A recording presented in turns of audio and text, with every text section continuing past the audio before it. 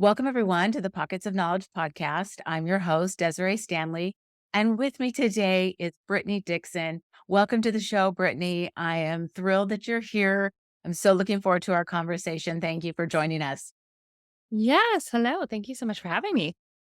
Excellent. Brittany is the founder of Brittany Co Consulting, and you're going to tell us all about that and how you help business owners find a way to be okay with taking time away from work, right? Allowing yourself that it's okay to say, I'm done now and move on. And we'll talk about all of that and more as we get going. So, the first thing I wanted to ask you, Brittany, is how did this come about? What was kind of your journey that prompted you to begin this business? Yeah, totally. So I am an accidental entrepreneur. I have no family with entrepreneur. Well, sort of. Long story there. I found my biological father at 29 and he's an entrepreneur. So there's a whole like nature versus nurture thing there. But yeah, so I was in the event planning space and then actually got let go from my event planning job and decided to start my own professional organizing company. So I organized people's houses. I'm a mom of twins. So a lot of my clients were twin moms. And I kind of just rode that and was like, I know your life is chaos with twins. So I'm going to help you organize your life.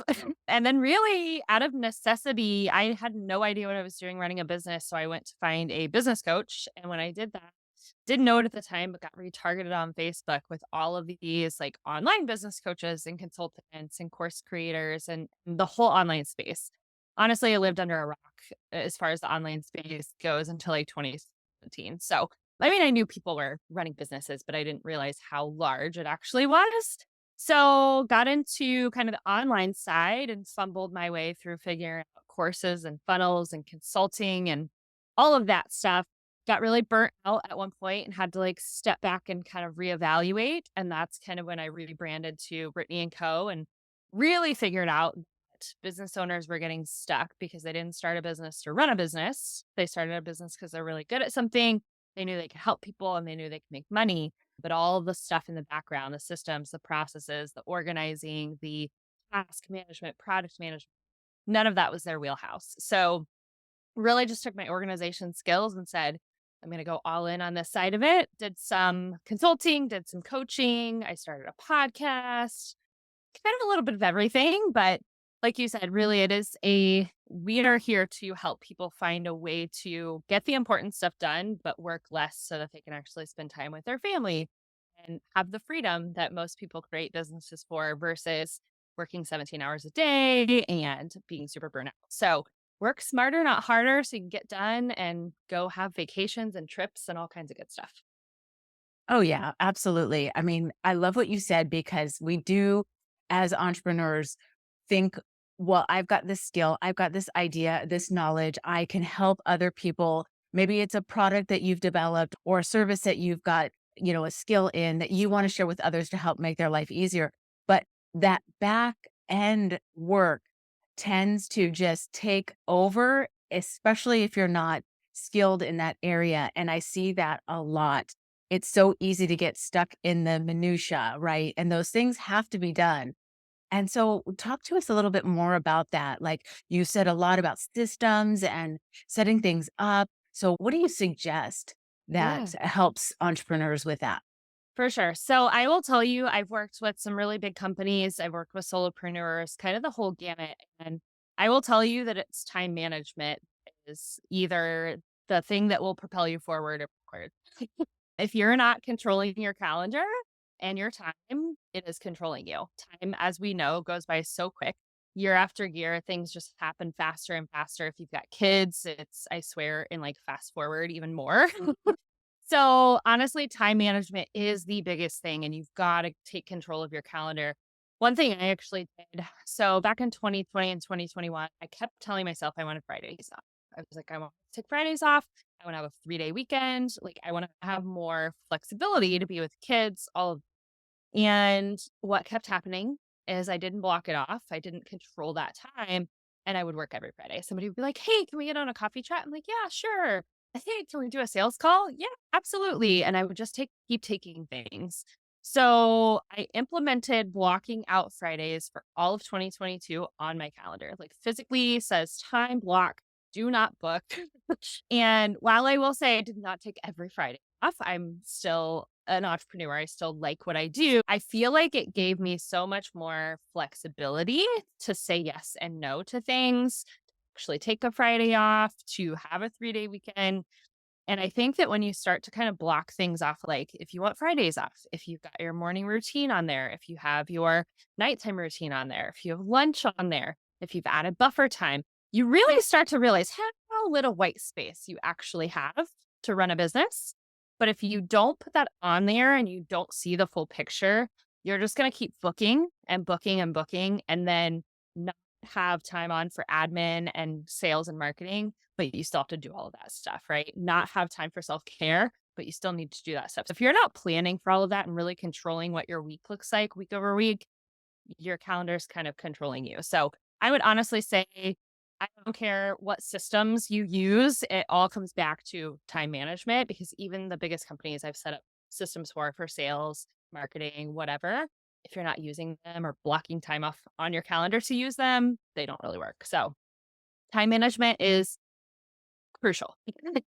Oh, for sure. I totally agree with that. And I love how you're talking about the time blocking and putting those things on your calendar.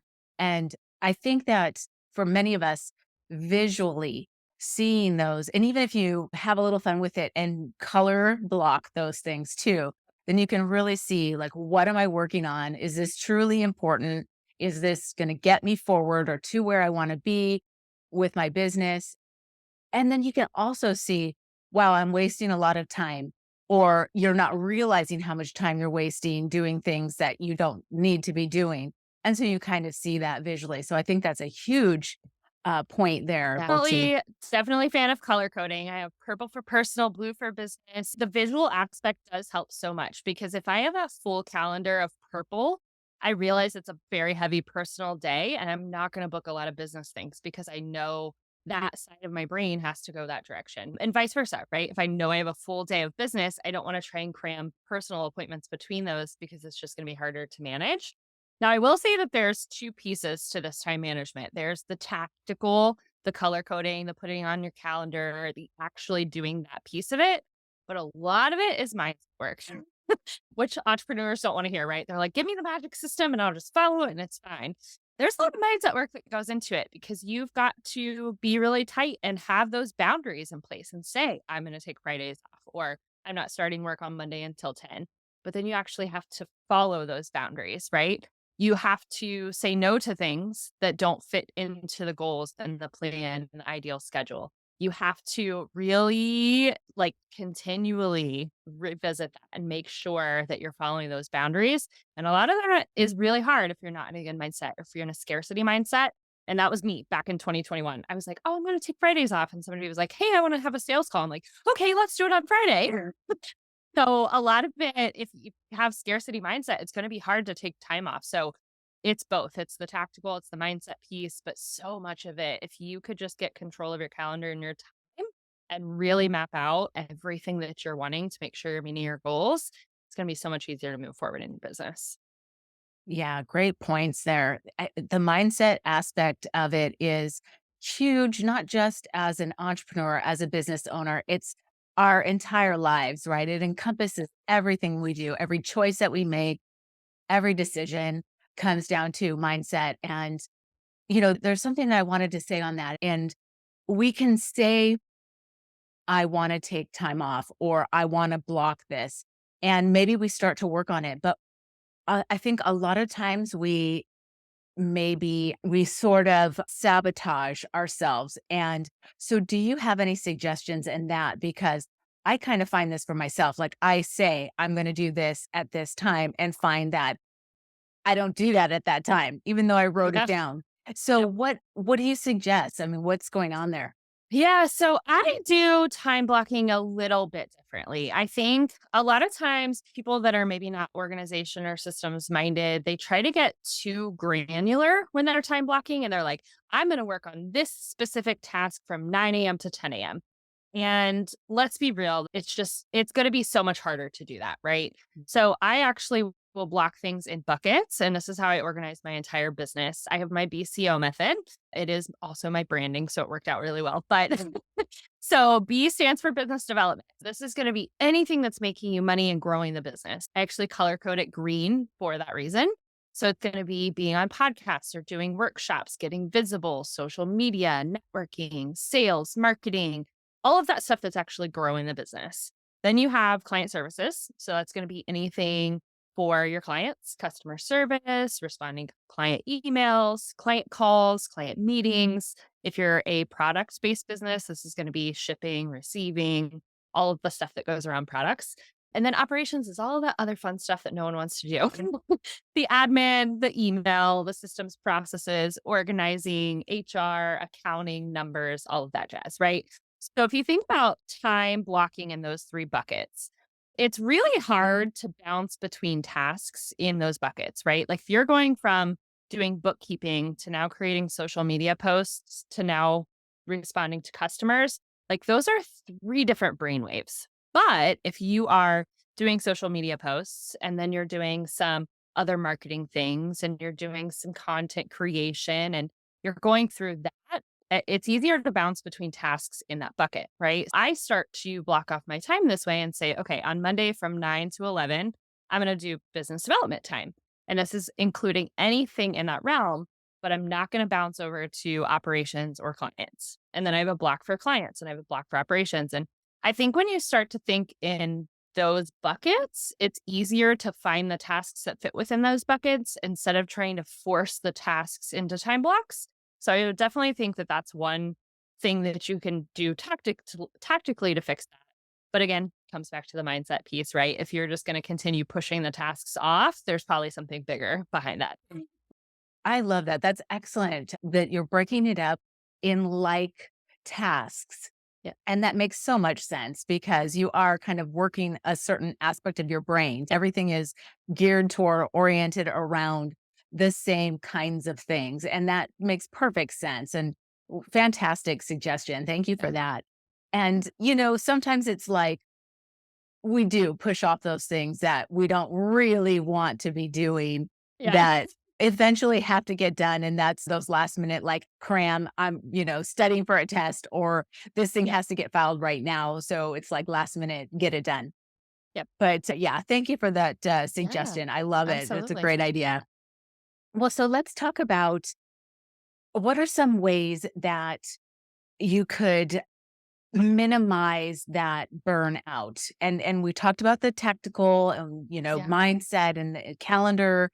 So what are some other ideas? Yeah. So I really pride myself on being a minimalist business. And this kind of stems from a lot of things, right? It stems from back in my organizing days. I would help people get rid of stuff to help organize because obviously it's easier to organize with less stuff. I actually watched the minimalism documentary and that was very eye opening. Just little you actually have to live and to be happy. Currently, we are moving into an RV and about to take off on an adventure for a year. And we've realized that 4 people and 2 dogs can actually live in 400 square feet. And I've taken a lot of these principles into my business and my clients' businesses, right? So if we have 80 different tools that we're logging into and softwares and programs and apps and notebooks and planners and like all these places to store things, the more stuff you have, the more chaotic it's going to feel, right? The more strategies you're doing, the more courses you're buying, the more things you're doing. It's just the more you do, it's going to be harder to do any of those things really well. I try to tell my clients in my business to really step back and like slow down, take a look, do an audit of your business. What's working? What's not working? What can we remove? Can we kind of combine systems together and clean things up? And really, the least amount of things you can do to run your business is going to make your life so much easier. I do systems audits all the time. I have found clients hundreds of dollars a month because I'm like, we can just combine these systems together, get rid of these 2 things, and now you have to log into one instead of 4. So a lot of times that systems organization helps. A lot of times just organization in general of all of your digital files and things. I will tell you there's a stat that says people waste 12 and a half hours a week searching for things. 12 and a half hours. It's such a big number. That's emails and Drive, like in your Google Drive, your files and PDFs and JPEGs and text messages and social. I mean, we live in a maximalist world. Like, let's just be real. So the more you can minimize things, the easier life's going to be. I think a lot of times it's, again, the mindset and the tactical, right? If you're not in the mindset to do it, the tactical stuff's not going to work for you. But when you start to see the benefits of having less in your business and your life, it's a game changer for sure. Oh, great. Thank you so much for sharing that. Yeah. Also, the documentary, I want to include that in the show Yeah. notes for everyone to take a look at because it sounds fantastic. I'm for sure going to check that out myself. And you're so right with all of the places, the files in so many places, Google Drives and servers, and it's wherever. Searching for things takes so much time. I Yep. 100% feel that pain, and I've got to figure out a way to just put it all in one place, right? Yeah, I use the BCO method again. So I have less places to think of because it's going to fall within one of those buckets. I don't care what kind of business you have. Every business will have those three buckets. Now, some of the bigger businesses will break them down into different departments, whatever. But I use the BCO method for my emails. So I have business development, client services, and operations in my email folders, in my Google Drive folders, in my Asana task management tool, inside of pretty much everything. My bookmarks bar, because a big part of it too is just the mind power that you have to use to find that. That if you could set up a system to find things easier, you free up so much brain space to actually go create things or come up with ideas to help your clients or whatever that might be, because you're looking for less things in less places. You're not wasting time every single time you try to find something. Just really trying to set up systems. Like, actually, I have a video on my website. It's like my behind the scenes digital workspace. And that, I'm telling you, will probably gain you back 5 hours a week. If Wow. you set up LastPass for your passwords and really get your workspace organized, it is a game changer. And it sounds so silly because it's like this tiny little minute thing, but it really does make a massive difference when you're trying to move fast as an entrepreneur and you can't find something. Like, you're like, I really need to create this thing, but I'm going to spend 20 minutes trying to find all the stuff I need for it. And now it's time for me to move to the next thing. And that's where I think people lose productivity because you don't have everything you need to get stuff done. So, yeah, I think just doing an audit and then really like stepping back to get organized, which I know is hard for entrepreneurs to slow down. But I feel like if you could just slow down for a little bit, you can speed up so much faster. Oh, yeah. There's this, I think, fear that we can't stop going. We've got so many things that we have to do. We just have to keep going. But you're right. If you just slow down, take a minute, take stock, and eliminate, and then you can just go so much faster. It's like the idea of a bow and arrow, right? It's like you're being pulled back, but Yeah. then you shoot so far forward, right? Yes. I love that concept. And so it sounds exactly like what you're describing, just taking some time to what don't I need anymore and how can I sort this? And, that can be kind of scary because again, it's like, I don't have time to stop and do this. But if you do, how much further ahead are you going to be? Yeah, there's actually a quote. I think it was Albert Einstein. Is for every hour that you spend organizing, you gain like five or something like that. And it's so true because if you can slow down and document a process, now you can outsource it and give it to somebody else to do because you now don't have all of the knowledge only in your head. If you slow down and actually delete a bunch of things, you can save yourself money. You can save yourself time. Like, there's so many pieces that if you put these things in place, and slow down, you're able to go so much faster, so much quicker. And it's kind of the like 30,000 foot view thing too, right? You're in the weeds, and I do audits constantly because it happens so fast in the digital world. It happens so fast that you sign up for another thing with another password and another username and like all these moving pieces. That if you can just step back and kind of look from that overhead view and see everything, you can really start to see what you don't need and what can actually be taken out of the business. And that comes with it's not just tools, that's like things that you're saying yes to. I realized one time when I did an audit that I was a minimalist business, but I was saying yes to being in a lot of those giant bundles and summits and things where it was like information overload. And I finally was like, no, I'm going to make a rule for our business that we're not going to be a part of those. I love getting invitations to them and I have to stick to my boundaries. So again, back to that mindset piece. But I just said no to one. Somebody requested, they're like, hey, we're having this summit. I'm like, oh my gosh, thank you for the invite.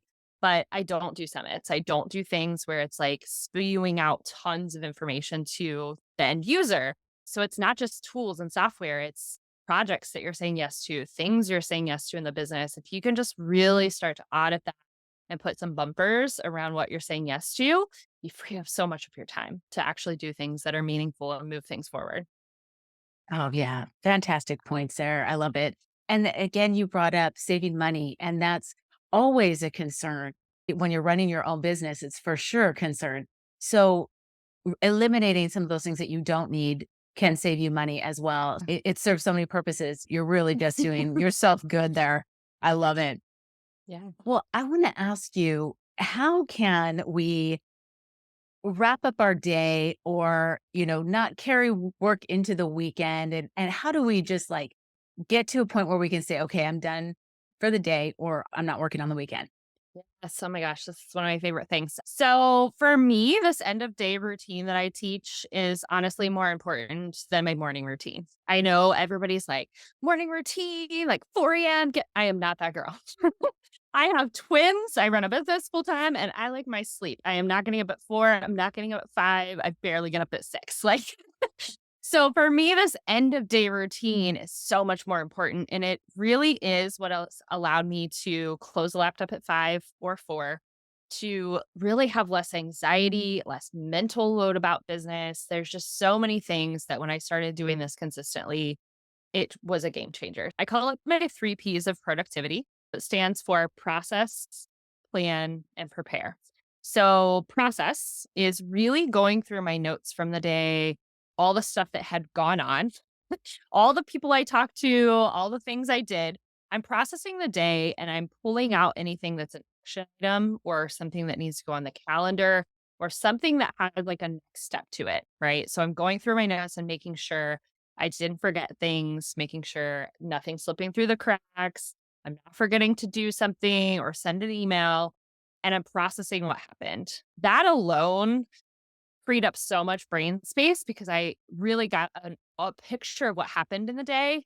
I knew I wasn't forgetting things. Before I started doing this, I was one of those people that would wake up at 2 a.m. and I'm like, oh my God, did I send that thing that I was supposed to send to that one person? And like couldn't sleep because I'm like, no, I have to go check my computer and see if I did it.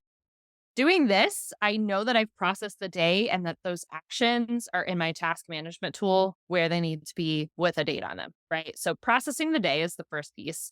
Planning is the next piece. And this, I think a lot of entrepreneurs don't do either. And it hurts in the morning when you don't have a plan and stuff just starts coming at you. Because then by the time 1 o'clock rolls around, you're like, what did I get done today? So if you can actually hit the ground running with a plan and say, here are my call times between these calls, these are the tasks I'm doing, and you're basically building yourself a roadmap, then when you sit down at whatever time you want to sit down, might be 10, might be 8, whatever works for you, you have a roadmap of exactly what needs to happen. And then prepare, the last P, is really getting everything ready to execute the plan. So if you're going to be on a podcast, making sure you have the outline and your notes. If you have a client call, making sure you have those bullet points ready to go. If you need to be logged into certain things, making sure everything is ready for you to hit the ground running. When I started doing those 3 things consistently at the end of my day, the anxiety went away. I didn't feel like I was forgetting things constantly. I felt like I could be more engaged with my family after dinner and like actually hanging out. It was just a big game changer. And again, it sounds like one of those like silly little things. And it's really only like a 15 to 30-minute process, but it was a game changer because now I can close the laptop and I'm ready to go back. Here's the thing, work never goes away, to dos never go away. And even if you clear your to do list, you come up with something new like 5 times over and over and over and over, right? So you've got to manage it to a point that you've gotten the important things done. Now you're spending time with family, you're recharging, and you can start back over tomorrow. And I feel like my 3 Ps of productivity process has done this. I have videos and stuff all over my website, my podcast about it, where I dive more into it and behind the scenes and all that good stuff. But that was probably one of the biggest game changers that allowed me to grow to six figures and actually not work all the time. Excellent. Yeah. Thank you for sharing that. I love it. The three Ps, fantastic idea too, that you are really preparing for the next day. Like you said, you just hit the ground running. And it is so easy for that what fire needs to be put out right now, or you start looking at emails and it's like you get lost in emails. This Yep. is not what you wanted to get done and you've lost half your Yep. day. Yep. So to have that preparation the night before is key, and that's so fantastic. Thank you for Yeah. sharing that with us. I think that's a Absolutely. huge tool. Absolutely. And you've mentioned your podcast a couple of times. So why don't we Yeah. jump in right now and talk about the show that you have and what it is that you talk about? Yeah, so it's the productivity podcast and it's actually on hold right at the moment. It might not be when you're listening to this, but there's like 130 some episodes. So you can definitely go binge. There's lots of things to listen to. I really started it. I had a lot of people coming to me for a lot of the same questions over and over and over and over. There's only one of me. I can only do so much work.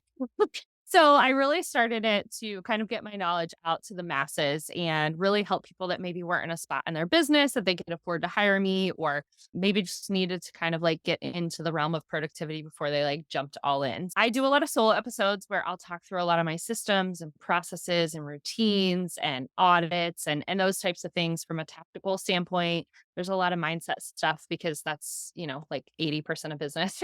A lot of my story, things I've ran into, challenges I've ran into, but I also bring guests on. So I would talk about how systems really helped them to scale their business and what putting some of these things in place has really given them on the personal side of their life and how it's allowed them to grow their team and their business. It's a little bit of everything. And it's definitely gotten more into the like personal life side of it towards the end of the episodes that are there.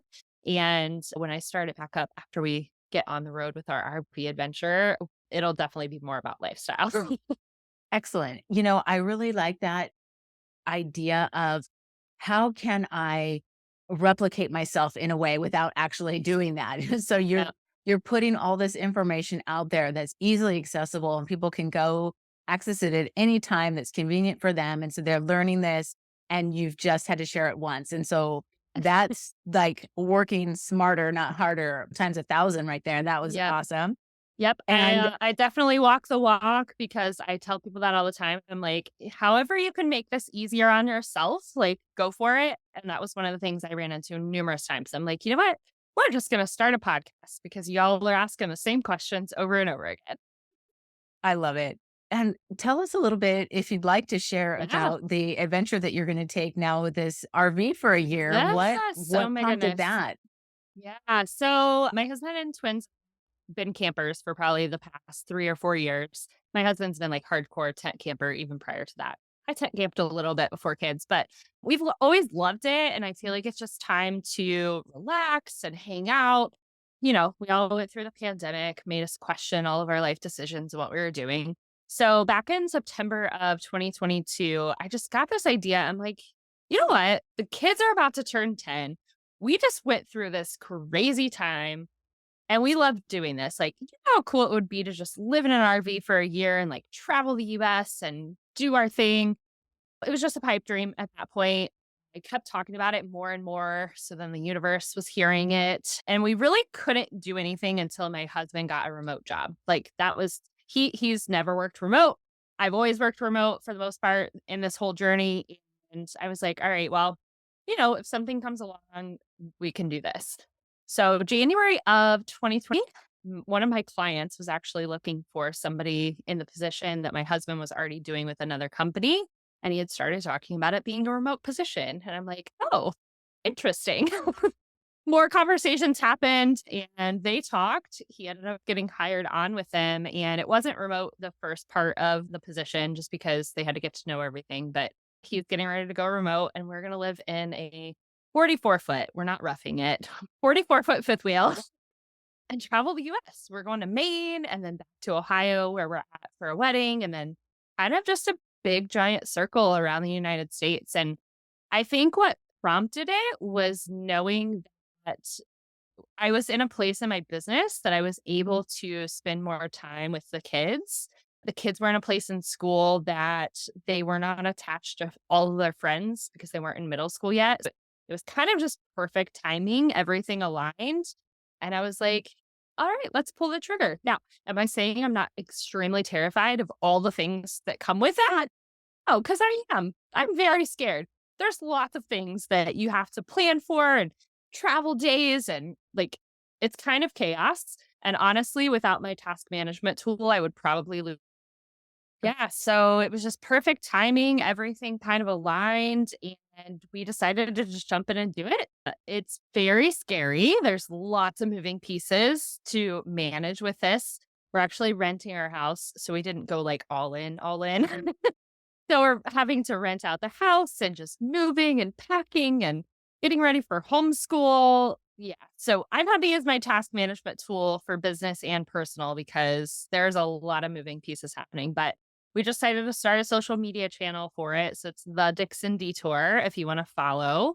We will have a TikTok and all the fun stuff, all the mishaps, all the things that go along with it. But we're really excited. We'll see how it goes. I'll let you know in a few months. Well, that's awesome. I can't wait. I will for sure follow because I'd love to see how it goes for you. Yeah. The idea of being able to drive around the country and see all the places and still, be running a business remotely and being able to homeschool the kids. I mean, I think that's Yeah. fantastic. And you're right. They are at a point where it's good timing for them too before getting into high school and all of that. So Yeah. yeah, awesome. I love it. So for sure, I'll include the name of that in the show notes so we can all Awesome. follow. Yeah. But I want to transition a little bit into a question that I had, and that was, what's one thing that maybe you wish you knew when you got started as a new business, or that somebody who's now getting ready to maybe start a business, what they needed to focus on before launching? Yeah, for sure. I think a lot of people skip over some of the basic building blocks at the beginning because they go straight for the shiny, fun piece of it. And having your why in place is crucial. Like, if you do not have a solid why that gets you out of bed every day, at some point you will burn out and want to quit. That is so huge because there's been so many times that it gets really, really hard because it will get hard.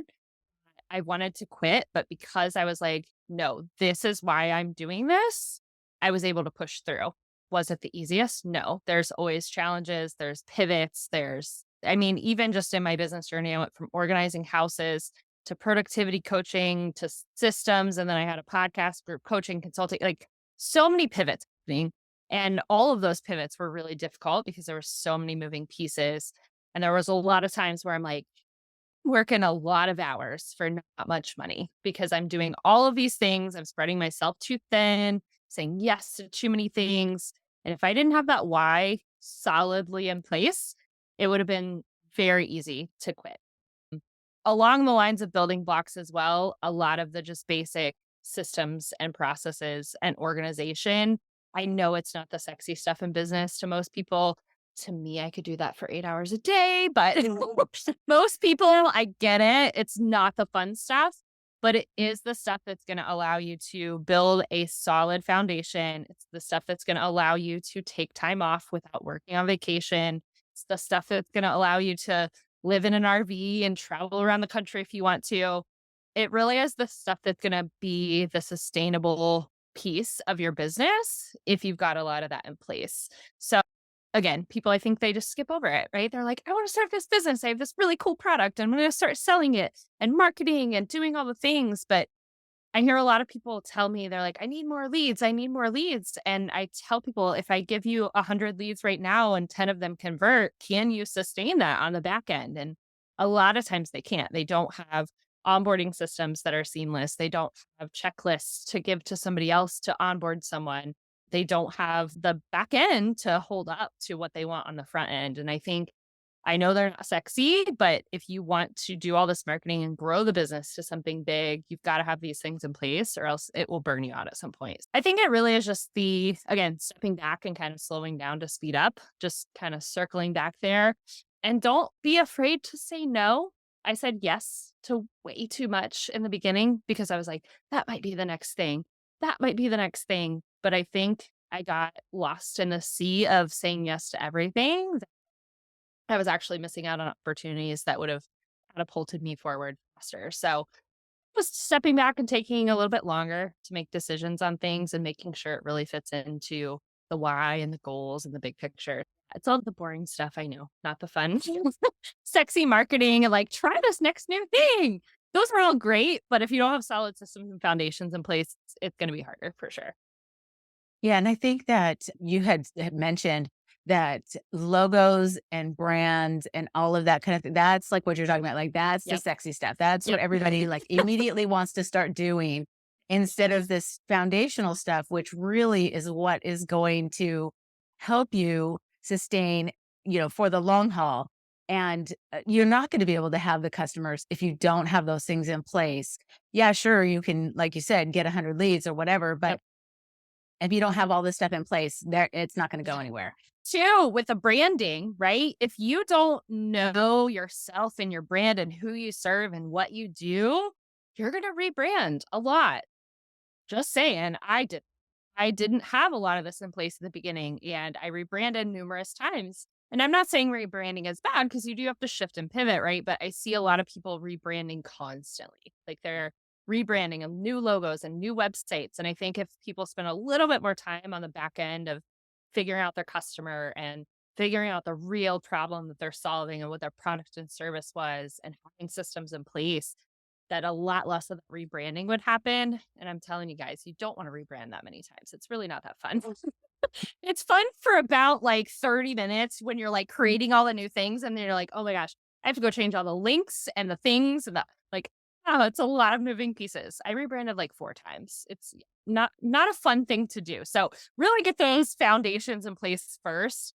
And then that stuff's gonna come and it's gonna work out better because you've actually taken the time to decide what that looks like. Oh, yeah, such great points, and the things that you just said, like, you don't think about, "Oh my gosh, I do have to go change all those URLs," and, whatever, that it's just so many pieces and moving parts and things you just don't think about when you're like, "I just wanna make this look different Yeah. or look better," or whatever, and, what you were talking about with stopping to think about why. Who do you serve? Why do you want to serve them? What is this product going to serve or whatever the case may be? Yeah. That's what's really going to help you establish the concept and idea behind the branding and the logo and all of that so that you're setting it up right the first time. I think that's such great advice. Yeah, for sure. Yep. It's definitely something I wish somebody would have told me. I just like jumped in head first and I was saying yes to everything and creating logos. And it was, yeah. I mean, it was a journey. It was a journey, right? It's always a journey, but the journey could be a little bit easier and I can give you some shortcuts. Yes. And, we need some help now and again. And yes, it is exciting to jump in and get started. And there's nothing wrong with making mistakes. It's how we Yeah. learn, Oh, yeah. it's how we grow, it's, what makes us better. Yep. So there's nothing wrong with that. But there's nothing wrong with getting some advice from somebody who's been there before Yep. and can say, maybe try it this way instead. Yeah, Yeah. definitely. Well, Brittany, I feel like I could just have this conversation for like another hour because I do love the organization and the systems and all of that stuff too. I do enjoy like the pretty stuff. So the branding, the logo, and all of that is fun as well. But Yep. that foundational stuff, I love it. But I want to ask you if there are any books that you would like to suggest that the listeners Yeah. take a look at that you've read that you think have been beneficial or influential, and share any podcasts maybe that you think the listeners should take a look at. Yeah, I'm in an interesting spot in my journey right now. And I actually have not done a ton of personal development books and podcasts for probably about the past year, almost year. I am doing a lot of fiction books and taking a lot of time for me, which it's actually really hard for me to do. I grew up in a really poor family. So the fact that you can come online and make this crazy money and work remotely and live in an RV is like still mindset, right? You've got to back to mindset. So I would say, honestly, I love the Lewis Howes podcast. It's very like motivational, inspirational, and there's also some tactical stuff in it too. He has some really amazing guests that come on. From a book standpoint, the book that really helped me with a mindset from a money standpoint was Ordinary Superpowers. So, again, growing up really poor, figuring out that I had this skill, I was like, nobody's going to pay me for that. It's really easy. Like, just do it. Well, then I realized like a large portion of the population is organized and they will pay you to do it. And when I kind of made that shift that that is my ordinary superpower and I'm so good at it, it becomes easy for me and people will pay me for that. Like that was a big mindset shift for me. And it was really fun because the author was actually local in Columbus. So Ordinary Superpowers by Mark Hinson, the bright orange book. It's really, really good. And then Atomic Habits, some of those books, The E Myth, those are obviously good from a tactical standpoint. Yeah, I'm into fiction right now, so I'm not really doing a ton of personal development stuff. No, those are great recommendations, though, for sure. Thank Yeah. you for that. And we absolutely have to have time for the things that we enjoy just for enjoyment's sake. There is nothing wrong with that. So, no, don't apologize for that in Yeah, any way. no, I'm into all the thrillers and romance. Frida McFadden, like, there's some good ones on Book Talk right now. Awesome. Well, I'll include those in the show notes for sure for the listeners to take a look at. Atomic Habits is fantastic, and a number of guests have shared that before. It's a book I've read. I love James Clear. He's excellent. And The E Myth is another one that was been suggested before. And Lewis Howe's show is great for sure. Yes, So excellent recommendations. Thank you for sharing those. absolutely. Well, lastly, Brittany, can you share with us where everyone again can follow you and your journey? And if they have questions that maybe they want to, dig into a little bit more with you, how would they be able to reach you? Yeah. So if you have questions, just email me. It's Brittany at bcohq.co. So Brittany, because I know there's like 100 ways to spell Brittany. If you have questions, just email me there. But you can also check out our website. Obviously, we've got all the different things we do, the podcast. I have a whole page of resources with behind the scenes videos and tools and all of that stuff. And then from a social media standpoint, I'm pretty much everywhere. So it's brittanyandco.consulting on Instagram, Facebook, and TikTok. And then if you want to follow the RV life, it's the Dixon Detour on all of those platforms also. So yeah, it's going to be really fun. I'm having more fun on my social media instead of all business all the time. Awesome. Thank you again for sharing those, and I'll include those in the show notes as well. It's been a delight to have you on, Brittany. Thank you so much for taking the time to be on the show and share your knowledge and this information with us. Some really great tools that we can implement just straight away into our everyday life that I think will help the listeners leaps and bounds. So thank you again so Cool. much. I appreciate it. Yes, absolutely. Thank you so much for having me. This is great. Awesome. Well, we'll talk more soon.